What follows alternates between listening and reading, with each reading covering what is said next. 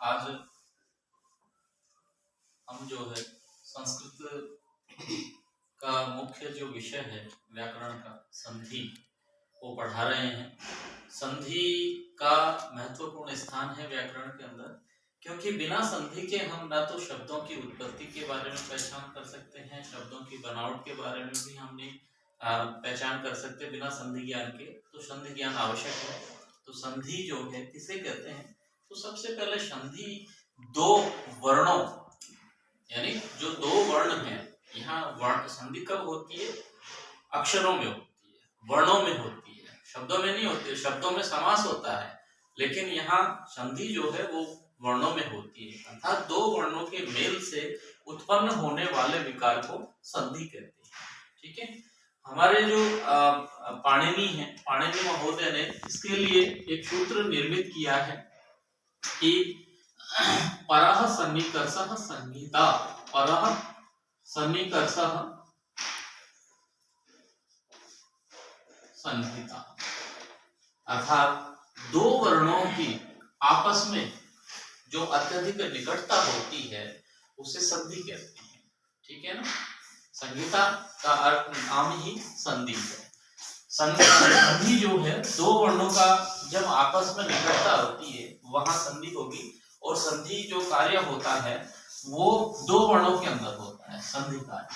तो संधि कार्य दो वर्णों, इसकी हम परिभाषा लिख सकते हैं कि दो वर्णों के मेल से उत्पन्न होने वाले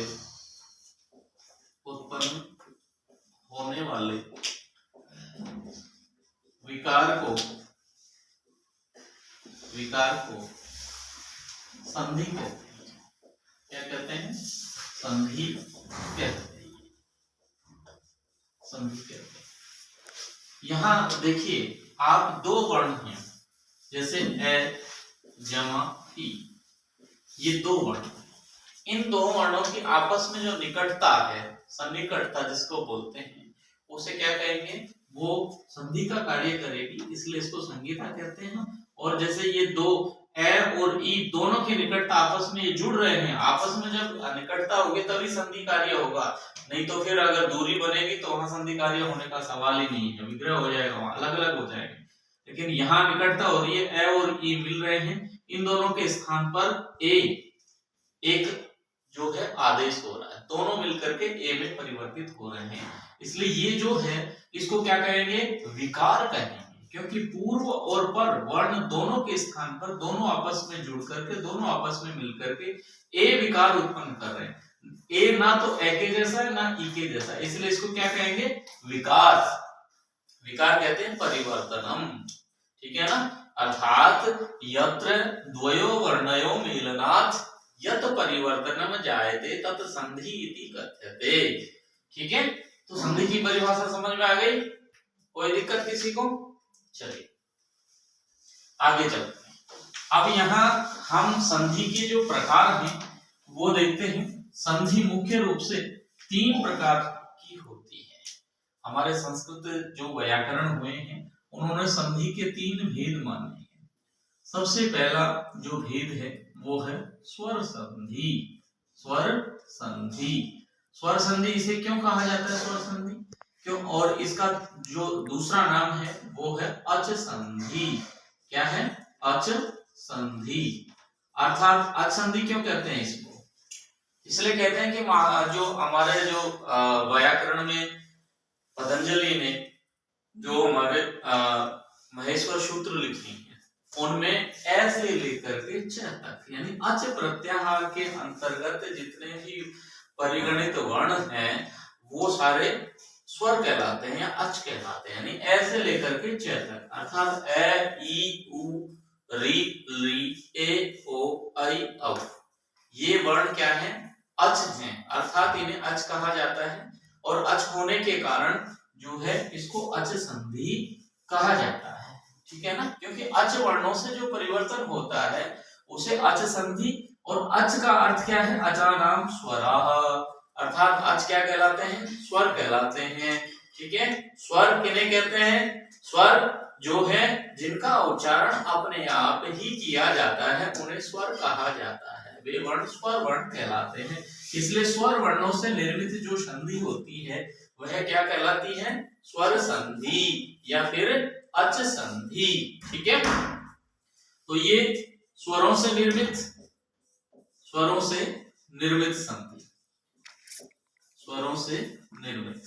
ठीक है, नंबर 2 पे आता है आपका जो है व्यंजन संधि। व्यंजन संधि या व्यंजन संधि का दूसरा नाम क्या है? हल संधि। ठीक है ना, हल संधि। हल क्यों कहते हैं? क्योंकि हमारे जो पाणिनि महोदय हैं उन्होंने अष्टाध्यायी के अंदर माहेश्वरी सूत्र बनाए हैं, उनमें से हल अर्थात 5वां जो हमारा माहेश्वरी सूत्र है वहां से लेकर और 14वां माहेश्वर सूत्र है हल, वहां है का जो है के बाद में जो ले आता है वहां तक, यानी है से लेकर ल तक के जितने भी वर्ण हैं वो सारे वर्ण क्या कहलाएंगे? हल कहलाएंगे। और हल किसे कहते हैं? हल कहते हैं व्यंजन को। तो व्यंजन वर्ण सारे के सारे हल हो गए।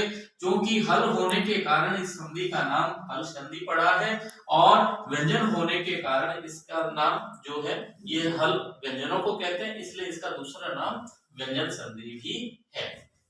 तो ये व्यंजनों से निर्मित यानी व्यंजन वर्णों से निर्मित होती है। ठीक है ना, व्यंजन वर्णों से निर्मित। यहां ध्यान ये रखना होगा कि यहां देखिए ये तो स्वर जमा स्वर यानी दोनों वर्ण यहाँ स्वर होते हैं, लेकिन इसके अंदर जो है यहाँ व्यंजन जमा व्यंजन भी होता है और व्यंजन जमा स्वर भी होता है।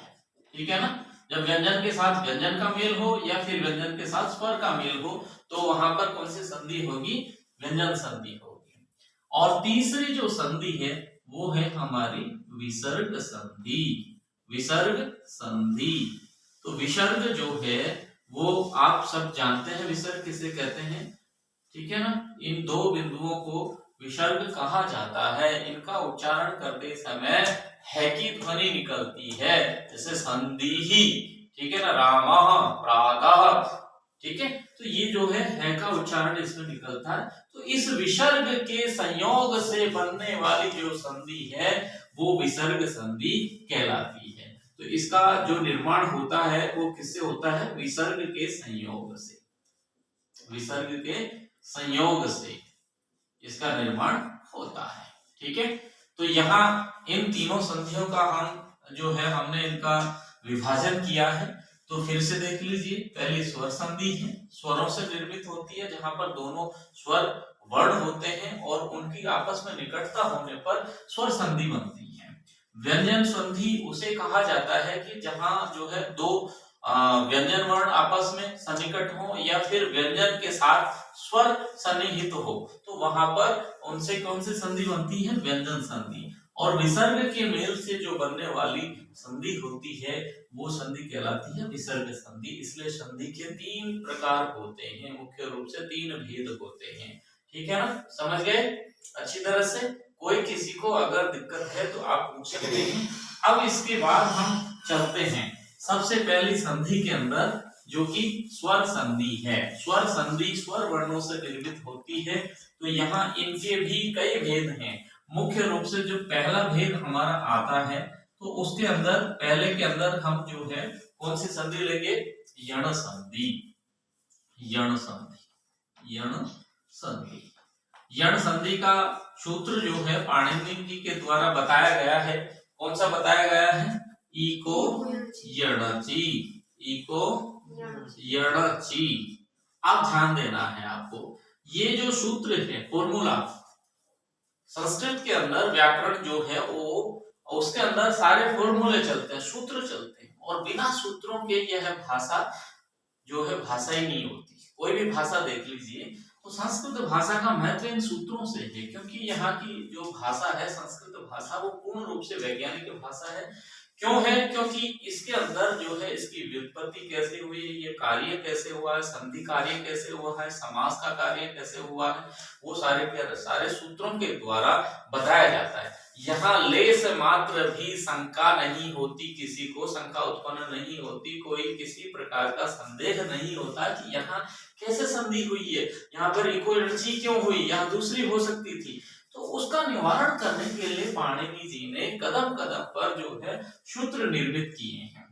अगर जहां ऐसे संदेह, ऐसी शंका उत्पन्न होती है तो वहां पर पाणिनि जी के जो सह आचार्य थे, सह मुनि थे, यानी उनके उत्तरोत्तर मुनि कौन थे? उनके बाद वाले जो है पतंजलि थे, कात्यायन थे।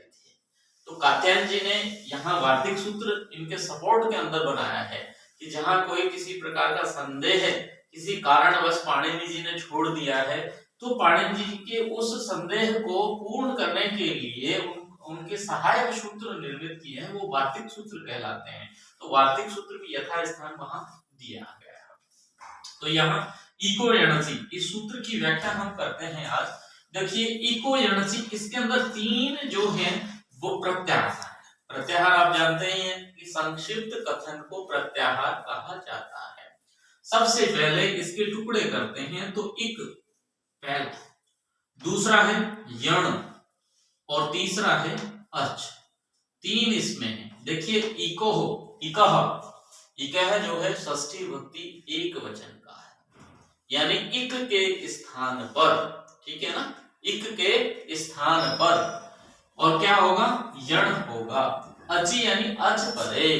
तो इसकी जो वृत्ति जो है पाणिनि जी ने दिया है कि इकह स्थाने यणः स्यात्, यणः स्यात्, यणः स्यात्, यानी इक के स्थान पर क्या होना चाहिए? यण होना चाहिए, ठीक है ना। कब? अचि परे, है ना, अचि यानी अच परे। अचि का मतलब क्या होता है? अच परे। अचि जो है, देखिए इक प्रत्याहार में चार वर्ण आते हैं, ई, उ, री तथा ली, ठीक है। इक प्रत्याहार में चार वर्ण आते हैं, चार वर्ण आ जाएंगे। और यण, यण में भी चार ही आते हैं, य, व, र तथा ल, ये चार वर्ण। इसके अंदर जो है इसके बाद में जो अच प्रत्याहार है उसमें हमारे 9 वर्ण आते हैं अच के अंदर। अच में कौन कौन से आ जाएंगे? ए, ई, उ, री, री, ए, ओ, आई तथा औ, ये वर्ण, ठीक है। तो ये 9 हो गए, 1 2 3 4 5 6 7 8 9, 9 वर्ण। ये जो है ये सारे स्वर वर्ण हैं। तो इसका क्या हो जाएगा कि इक स्थान है, इक के स्थान पर ये इक आ गया, इक के स्थान पर क्या होगा? यण होगा। तो ये यण हो जाएगा। और कब होगा? इसके लिए कंडीशन लगा दी है पाणिनि जी ने कि अचि यानी अच परे। अचि का अर्थ क्या हो जाएगा? अच परे, अर्थात अच बाद में होने पर, यदि इक के बाद में कोई अच वर्ण हो तो इक के स्थान पर यण वर्ण हो जाते हैं, यण आदेश हो जाते हैं, ठीक है। तो अब यहां ध्यान देना है कौन कौन से हुए? ई के स्थान पर य होगा, उ के स्थान पर व होगा, री के स्थान पर र होगा और री के स्थान पर ल वर्ण होगा। ये चार वर्ण आपको ध्यान रखने, चार तो इक वर्ण के, चार यण वर्ण, ठीक है। ये अपने आप ही ध्यान में रह जाएंगे क्योंकि ये सारे स्वर वर्ण हैं अच में। तो कंडीशन यही है कि यदि इक के बाद में कोई भी स्वर वर्ण हो, यानी इन 9 वर्णों में से कोई भी एक वर्ण हो, तो यहाँ इक के स्थान पर यण वर्ण होगा। यण वर्ण कौन सा होगा? ई के स्थान पर सर्वाधिक समान जो आदेश है वो य होता है। तो ई के स्थान पर य हो जाएगा, उ के स्थान पर व हो जाएगा, री के स्थान पर र हो जाएगा, री के स्थान पर ल हो जाएगा, ठीक है। उदाहरण से आप समझ जाएंगे। उदाहरण जैसे देखिए, यानी उदाहरण में सबसे पहला उदाहरण हम लेते हैं, ठीक है ना। जैसे सुधी, सुधी जमा उपास्य, उपास्य। ठीक है, सुधी जमा उपास्य। तो यहाँ देखिए ये जो पद के अंत में क्या है, ई वर्ण है, ई, और ई के बाद में ऊ है। तो यहाँ देखिए ये ई इक में आता है क्या, यहाँ अंतर है, ये ह्रस्व ई है, ये दीर्घ ई है, लेकिन जो ई और ई ये दोनों सवर्ण हैं, तो दोनों यहाँ पर लागू होंगे, यानी ई के स्थान पर यह हो जाएगा। कब होगा, इसके बाद में क्या है, उपास्य का ऊ है।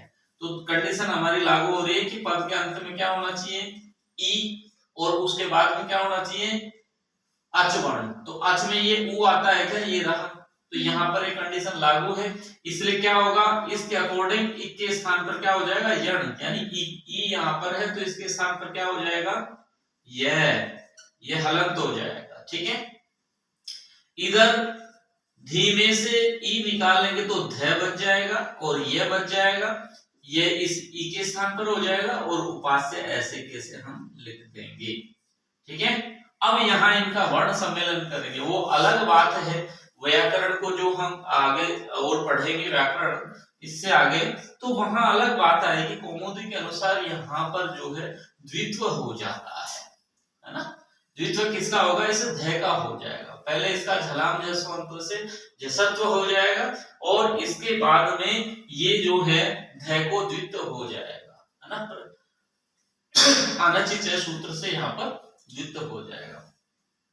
फिर द्वित्व होने के बाद में जो है यहाँ इसका ये कर देंगे कि जो है यहाँ एक जगह द हो जाएगा, एक जगह ध हो जाएगा, फिर वर्ण सम्मेलन कर देंगे। हम यहाँ डायरेक्ट कर देते हैं, छोटे बच्चों के स्तर के अनुसार ये ठीक है।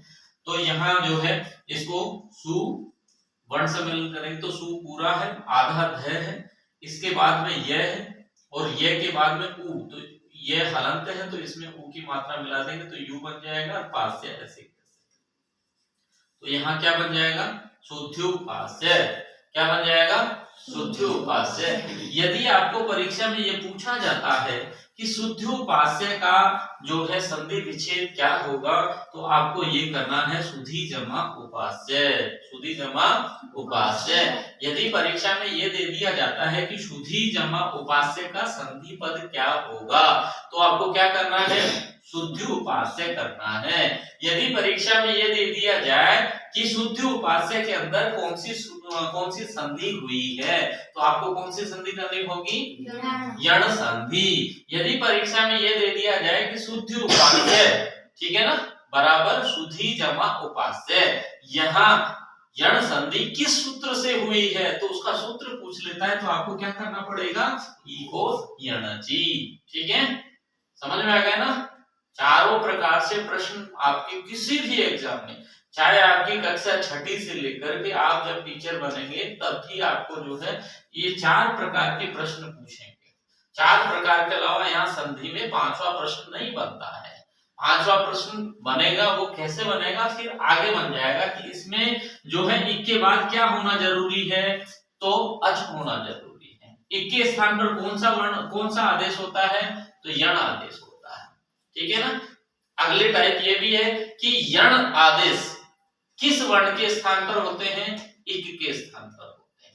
ठीक है, इको यणचि संधि जो है, सूत्र जो है इको यणचि, उसके अनुसार इक वर्ण का कौन सा वर्ण होता है, यानी इक वर्ण के स्थान पर कौन से आदेश होंगे, तो वहां पर यण आदेश होंगे। आपको ये करना है। ठीक है, दूसरा उदाहरण, मैं चारों के उदाहरण दे देता हूं। दूसरा उदाहरण है आपका मधु जमा अरि, मधु जमा अरिहि। ठीक है ना, मधु जमा अरिहि। यहाँ देखिए परांत में चलना है हमें, यण संधि जब भी करनी है हमें पद के अंत में चलना है। पद के अंत में क्या है, ऊ छोटा है या बड़ा है, ऋस्व है ना, दीर्घ तो नहीं है। इसके बाद में फिर ये ए है। ठीक है, तो हम पदांत में ऊ आया है, उसको हम देखेंगे कि ये ऊ कहाँ मिलेगा, ये हमें इक में मिलता है क्या, इस संधि के अकॉर्डिंग, इसकी परिभाषा के अनुसार कि पदांत में इक होना जरूरी है, तो इक में है क्या, देख लीजिए ये इक है तो इक में ऊ मिल गया, इसका मतलब सही है। अब दूसरी परिभाषा इसमें इस परिभाषा में दूसरी कंडीशन क्या है कि इक के बाद में अच होना जरूरी है, तो क्या इसके बाद में जो ए है वो अच में है क्या, है, बिल्कुल है। तो ये कंडीशन भी लागू हो गई। इसका मतलब कंफर्म हो गया है कि यहाँ कौन सी संधि होगी, यण संधि होगी। ठीक है, यण संधि होगी। तो यण संधि में क्या हो जाएगा, अगर उ है, उ के स्थान पर यण यानी उ है, तो उ के स्थान पर क्या हो जाएगा, व। उ के स्थान पर व कर देंगे, व भी हलंत वाला होगा। ठीक है, तो यहाँ पर उ में से उ निकाल लेंगे तो आधा ध बच जाएगा मध्य और व, और इसके बाद में अरिही। ठीक है, अब इनका वर्ण सम्मेलन करेंगे तो मैं पूरा है, आधा ध है तो आधा लिख देंगे, व आधा है और व के बाद में ए है तो ए इसमें मिला देंगे और रीही, ऐसे कैसे आ जाएगा, मध्वरीही। बन गया, बन गया ना। परीक्षा में पूछा जाए कि मध्वरी का जो है संधि विच्छेद करना है तो आपको ये करना है मधु जमा अरिही। यदि मधु जमा अरि दे दिया जाता है तो आपको कौन सी संधि पद बताएंगे, पूछेंगे तो क्या करना पड़ेगा, मध्वरीही। ठीक है, संधि कौन सी है इसमें, यण। सूत्र कौन सा लगा, इको यण। वेरी गुड, बहुत अच्छा, अति उत्तम। नंबर 3 पे लेते हैं। 3 में क्या है, री जमा आकृति। री का आएगा ना सबसे पहले तो, री वाला आएगा।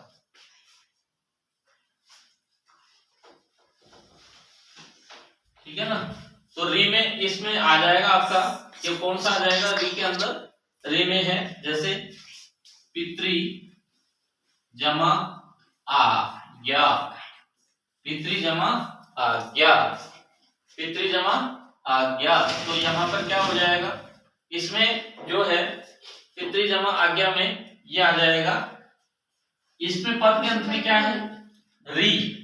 ठीक है ना, पद के अंत में री है और इसके बाद में क्या है, आ। ठीक है, तो यहाँ देखना इसमें कि पितृ के अंदर जो इसके पदांत में री है और री जो है हमारा इक में आता है, ये रहा। ठीक है ना, तो पद के अंत में इक होना जरूरी है, इक में री है और उसके बाद में क्या है, आ, जो कि स्वर वर्ण है, जो कि क्या है, स्वर वर्ण है। तो स्वर किस में आ जाएगा, अच में, अर्थात इक के बाद में अच है, इसलिए यहाँ इक के स्थान पर क्या हो जाएगा, यण संधि हो जाएगी, अर्थात री के स्थान पर क्या हो जाएगा, रे। री के स्थान पर रे हो जाएगा हलंत वाला। तो यहाँ ती और त्री में से री निकाल लेंगे तो तय हलंत हो जाएगा, री के स्थान पर रे हो जाएगा, इसके बाद में आज्ञा। तो यहाँ इसका वर्ण सम्मेलन करेंगे तो ती तय, तय में रे मिल जाएगा और रा और ज्ञा, पित्रा ज्ञा, ये त्रिशूल वाला बन जाएगा, तय रे और त्रा बनता है इसका, तो पित्राज्ञा बन जाएगा। ठीक है ना, पित्राज्ञा ये बन जाएगा, पित्राज्ञा। ठीक है, इसके अलावा एक जो है और एक है आपका, एक है नंबर 4 में री जमा आकृति ही, री जमा आकृति ही। तो यहाँ पद के अंत में क्या है, अभी आप कहेंगे कि सर यहाँ पर तो जो है एक ही वर्ण है पद के अंत में, इसको पदांत बोलेंगे या प्रारंभ का बोलेंगे या बीच का बोलेंगे, आदि का बोलेंगे, मध्य का बोलेंगे या अंत का बोलेंगे। तो इसके लिए एक पाणिनि जी ने एक उदाहरण दिया है कि देवदत्तस्य एकः पुत्रः, देवदत्त का एक पुत्र है, एक बेटा है, स एव ज्येष्ठः, वही बड़ा है, स एव कनिष्ठ, वही क्या है, छोटा है। उसको या आप कनिष्ठ बोल सकते हैं, उसी को बड़ा बोल सकते हैं, उसी को मंझला बोल सकते हैं, बीच का। ठीक है ना, तो यहाँ इसको ही हम पदांत भी कह सकते हैं, एक ही वर्ण है इसलिए पदांत में यही होगा। तो री वर्ण है और इसके बाद में क्या है, आ है। तो ये परिभाषा के अकॉर्डिंग, यानी यण संधि की परिभाषा के अकॉर्डिंग यहाँ पर पद के अंत में इक में री वर्ण है और उसके बाद में अच वर्ण है यानी आ। ठीक है, तो यहाँ पर री के स्थान पर क्या हो जाएगा, इस परिभाषा के अकॉर्डिंग री के स्थान पर ल हो जाएगा और इसके बाद में आकृति ऐसे कैसे आ जाएगी। ठीक है, तो यहाँ देखिए ल में आ की मात्रा मिला देंगे तो क्या बन जाएगा, लाकृति, लाकृति ही ये हो जाएगा। ठीक है, तो लाकृति बन जाएगा। अब आप समझ गए होंगे री जमा आकृति जो है उसमें री जमा आकृति में संधि हुई है कौन सी, यण संधि। ठीक है, और यहाँ ली के स्थान पर क्या आदेश हुआ है, ले हुआ है। क्यों हुआ है, क्योंकि इसके बाद में अच वर्ण का आ है, इसलिए यहाँ पर ली के स्थान पर ले हुआ है।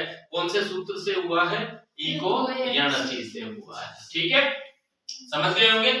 इसके कुछ उदाहरण मैं आपको और दे देता हूं। यहाँ ये इसमें दे देता हूं बीच में कि जैसे मान लीजिए इत्यादि, इत्यादि, तो इसमें हो जाएगा इति जमा आदि, ठीक है ना। इत्यादि, इति जमा आदि। यद्यपि, यद्यपि, तो इसका क्या हो जाएगा, यदि जमा अपि, यदि जमा अपि, ये हो जाएगा। फिर हो जाएगा इसका जैसे प्रत्येकः, प्रत्येक का क्या बनेगा, प्रति जमा एकः, ठीक है, प्रत्येक का प्रति जमा एकः।